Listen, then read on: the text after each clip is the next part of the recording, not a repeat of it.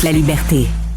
Luc, ce week-end, je voyais des Américains qui étaient interviewés par des réseaux de télé et qui parlaient, puis il y a des gens qui disaient, moi, j'ai voté pour Donald Trump parce que ce que j'aimais de lui, c'est qu'il disait, on se mêle plus des guerres des autres. On ne partira pas des guerres aux quatre coins du monde.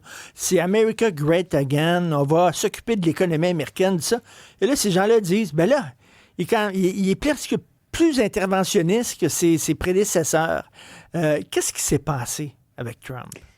Écoute, c'est intéressant ce que tu dis. Moi, j'ai vu 3 sondages récents. On n'a pas beaucoup de perspectives, hein. On est au tout début de cette opération. Le président Trump disait hier et aujourd'hui, on en a pour grosso modo, 4 semaines.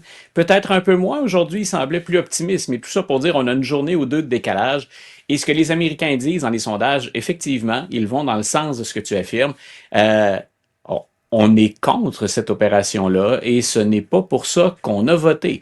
Leur grande priorité, c'est le nouveau terme 2026, c'est l'abordabilité. C'est un terme qu'on retrouve un peu partout. Mais grosso modo, c'est quand on s'assoit chez nous, on trouve encore que ça nous coûte trop cher pour vivre. Puis le régime iranien, je pense que personne n'a de sympathie, mais on s'attendait pas à ça de Trump. Puis notre priorité, c'est toujours l'économie.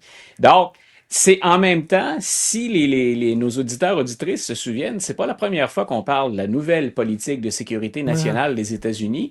Et jusqu'à maintenant, Donald Trump agit en conformité avec ce que j'ai lu dans cette nouvelle plateforme de sécurité nationale, c'est-à-dire l'Amérique aux Américains, la version de la doctrine Monroe, mais sous Donald Trump. Ça explique le Venezuela, d'une autre manière, le Canada, le Groenland, à la limite. Ça explique Cuba, parce que le sénateur Lindsey Graham a dit maintenant sur notre liste, la prochaine cible, c'est Cuba. Ça vient pas du président, ça vient pas du secrétaire à la défense ou du secrétaire à la guerre, ça vient d'un sénateur, mais assez proche de Donald Trump. Donc, mais on s'était gardé donc l'Amérique et des zones stratégiques importantes. Et on en avait parlé tous les deux dans les derniers jours. Je pense que les Américains profitent d'un certain nombre d'avantages. Ça demeure une opération à haut risque. Ça demeure, à mon avis, un coup de dé. Mais les circonstances leur semblaient favorables, entre autres choses, parce que les alliés de l'Iran dans cette région ont faibli. Ils sont pas disparus, on les a pas éliminés en termes de menaces, mais ces alliés-là étaient affaiblis. Puis on se doutait que pour la Chine et pour la Russie, ben on pourrait s'exprimer haut et fort, mais ce ne serait que des mots. Il faudrait voir ensuite comment ça allait se transformer en action sur le terrain. Et on ne pensait pas qu'il y aurait d'action autre que peut-être approvisionner l'Iran, mais qu'on n'allait pas embarquer dans un conflit dans cette région-là de la planète, ce que la Chine fait à peu près jamais, et la Russie est déjà suffisamment, appelons ça comme ça, et c'est bien chaste, occupée ailleurs. Écoute, je suis en train de regarder la série de Ken Burns sur la Révolution américaine là, quand ils ont obtenu leur indépendance là, contre l'Angleterre. Et il y a un passage très émouvant sur la rédaction de la Constitution. Puis tu vois que les pères fondateurs, les Jeffersons, les Adams, tout ça, ils étaient inspirés par l'idéologie des Lumières. Et l'idéologie des Lumières veut que il faut exporter la liberté puis la démocratie à travers le monde parce que ce sont des valeurs suprêmes et tout ça. Il y a comme, je sais pas où je me situerais, là, d'un côté, là, voir le peuple iranien souffrir, rien faire, c'est comme si ta voisine, tu sais qu'elle se fait battre régulièrement par son mari. Voilà. Tu dis, c'est pas de mes affaires à moi, c'est pas moi. Moi, je m'occupe rien que de ma maison. Mais d'un autre côté, si on commence à intervenir dans tous les pays où il y a un régime tyrannique, on n'en finit pas. Donc, il y a un déchirement, là. Il y a un déchirement, mais ce que j'ai trouvé intéressant du côté de l'administration américaine, et on l'a pas fait toujours historiquement, je dirais même que là-dessus, c'est un point marquant ou un point de bascule avec l'administration Trump. Pete Hegseth a dit, le président nous a déjà mentionné que les démocrates avant nous ou d'autres administrations, parce qu'on pointait également des républicains, ces gens-là ont fait ce qu'on appelle du nation building. Hein, ils étaient là effectivement pour finalement aider ce pays-là, entre guillemets, à appliquer la démocratie, l'égalité, la liberté. On se rappelle tous de l'Afghanistan et l'éducation des femmes et des jeunes filles. Qui a oublié Malala Yousafzai. Donc, on a dit, nous, on trouve que ça c'est en très mauvais français, ça, c'est passé date. Nous, on passe à autre chose. On a des intérêts ciblés. On va pas répéter l'Afghanistan, l'Irak, le Vietnam. On sait où on s'en va et on ne s'en va pas vers une implication à long terme dans l'Iran, puis on s'en va pas là pour mettre en place des institutions. En même temps, Mhm. ça laisse un sacré vacuum, appelons ça comme ça. Mais ça. Moi, c'est une des choses que je n'arrive pas tout à fait à décoder dans ce que fait le président américain présentement.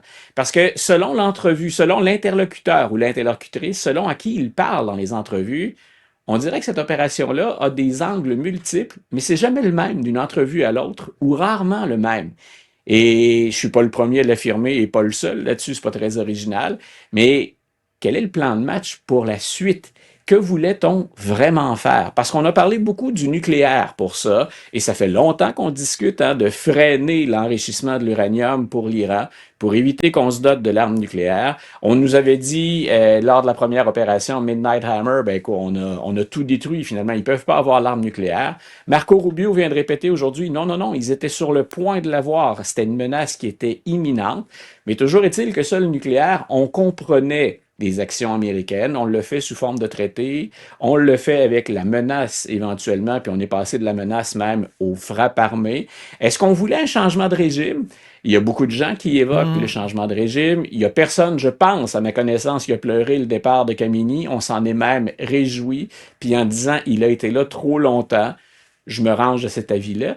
Mais une fois, même si Donald Trump nous a dit, d'ailleurs, c'était très candide, il a dit, non seulement Kamini est parlé, mais on voulait finalement décapiter tout ce régime-là. Puis finalement, ça a fonctionné mieux qu'on l'espérait. Il y a plus de gens dans la Mais hiérarchie qui sont disparus que ce qu'on avait planifié. Mais ça laisse quand même en suspens la question que j'ai. Vous faites affaire avec qui ou à qui vous vous en remettez pour changer de régime ou pour restabiliser ou Mais, établir des relations avec ce et régime-là? Luc, en début d'émission, je parlais avec une Iranienne qui a quitté Ouais, l'Iran puis qui vit ici maintenant, puis elle disait, ben, ouais, nous autres, ce qu'on veut, c'est qu'on veut nous-mêmes choisir qui va remplacer voilà, ce régime-là. On veut pas se faire imposer un autre leader comme ils l'ont fait avec le Shah d'Iran, là. On veut nous-mêmes voilà. choisir, là, qui... Et c'est ça, là, la question aussi, là, qui est en suspens. Parlais-tu à Mamdana? Non, non, du Non, tout. ok, c'était Je une autre parlais parce à que Mme Bania Madi, là, qui est une OK. artiste qui Ben, vit je ici. discute souvent d'ailleurs Ben avec oui. Mme Javan qui s'exprime régulièrement dans les médias. Puis parfois, on débat justement entre guillemets, de l'avenir ou est-ce que l'aide américaine, elle est aussi providentielle que ça? Parce que j'imagine la joie dans les rues de voir partir ce meneur-là. Ben oui. Maintenant, est-ce qu'on peut, au sein du peuple, est-ce qu'on a les forces, est-ce qu'on a la structure pour éviter un chaos finalement qui serait, pour le moment en tout cas, moins grave qu'un régime oppressif et terriblement violent? T'évoquais tantôt, tu sais, ça me fait penser à ça, t'évoquais la Révolution américaine puis les négociations autour de la Constitution. Et une des craintes qu'on avait au moment de la Révolution américaine, et ça a refroidi certaines ardeurs, c'est, OK, vous vous opposez, je le mets entre guillemets, aux tyrans britanniques. C'est ce qu'on répondait aux révolutionnaires. Mais est-ce que vous ne remplacez pas un tyran par 1000 tyrans ici? Et finalement, Mhm. ce qu'on voulait dire, c'est est-ce qu'on ne va pas aller vers des factions révolutionnaires, vers le chaos, vers quelque chose de totalement désorganisé? Et une des choses, moi, que j'aime toujours, que j'aimais enseigner puis que j'aime encore commenter, c'est comment, à partir d'une situation qui aurait pu être chaotique, on s'est doté d'une constitution et d'un pays qui, ben, dont on parle aujourd'hui, mais parce qu'il est encore une puissance et qu'il vient de frapper l'Iran.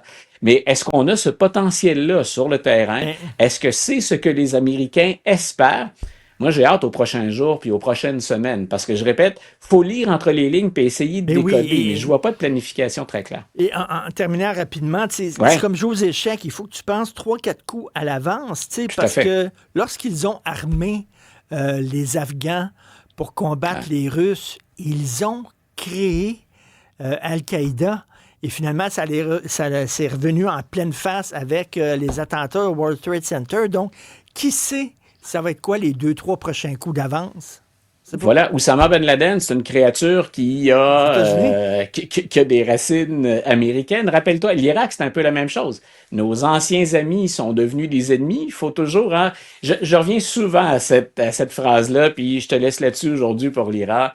McNamara qui disait, jusqu'où faut-il faire le mal pour faire le bien? Hmm.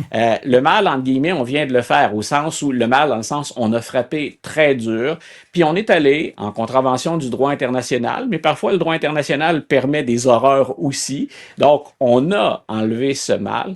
Euh, quel est le bien dont va en tirer maintenant la population iranienne, puis est-ce qu'on va parvenir à stabiliser cette région-là de la planète, parce que là, on a vu les multiples têtes ou leaders de la région sortir, on se répond par frappe interposée, et c'est là où je dis, ben, si on vise le bien ultimement, c'est là où je pense qu'il y a une partie de coup de dé. Et ce n'est pas pour blâmer la capacité du régime américain actuellement ou du Mm. cercle qui entoure Donald Trump, mais ça demeure quand même une partie à haut risque. Ben oui, le plus dur s'en vient, là. C'est Voilà. facile, bombarder, mais le plus dur s'en vient. Merci, Luc. À demain. Salut. Bonne fin de journée, bye.